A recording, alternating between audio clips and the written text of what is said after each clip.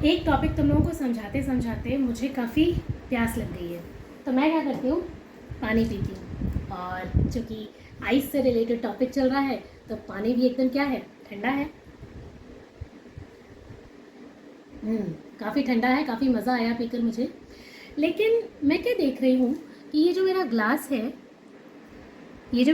है, इसमें मैंने आइस कोल्ड वाटर लिया हुआ है और यहाँ पर सतह पर बाहर मुझे क्या दिखाई दे रहा है, थोड़ा पानी दिखाई दे रहा है। इफ़ यू कैन सी, थोड़ा पानी मुझे इस ग्लास की बाहरी सतह पर दिखाई दे रहा है। क्या तुम लोग बता सकते हो कि ये पानी कहाँ से आया? आखिर मैंने तो पानी ग्लास के अंदर लिया था, फिर ये बाहर कैसे आ गया? क्या तुम लोग बता सकते हो कि ऐसा क्यों है? सोचना और मुझे बताना कि ऐसा क्यों है।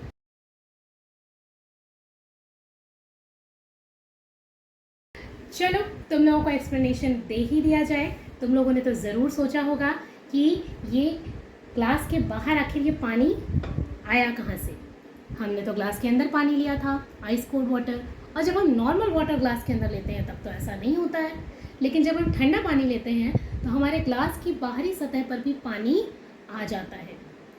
अब सोचने वाली बात यह है कि ये आता कैसे है।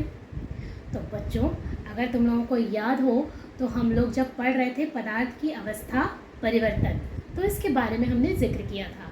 पदार्थ की अवस्था परिवर्तन में हमने क्या पढ़ा था कि कोई भी पदार्थ जो है वो अपनी ठोस से द्रव, द्रव से गैसीय अवस्था में और गैसीय से द्रव और द्रव से ठोस अवस्था में परिवर्तित हो सकता है ना। तो यहाँ पर क्या होता है बेटा कि जब मैं आइस कोल्ड वाटर ग्लास के अंदर लेती हूँ, पानी बहुत ठंडा है। जब पानी बहुत ठंडा है तो मेरी ग्लास भी क्या हो गई, बहुत ठंडी हो गई। और जब ग्लास भी बहुत ठंडी है तो उसके कारण ये वायुमंडल में, कमरे में यहाँ पर जो भी वायु है, इस पर जल जो है वो वाष्प के रूप में उपस्थित है। इसमें जलवाष्प भी होता है।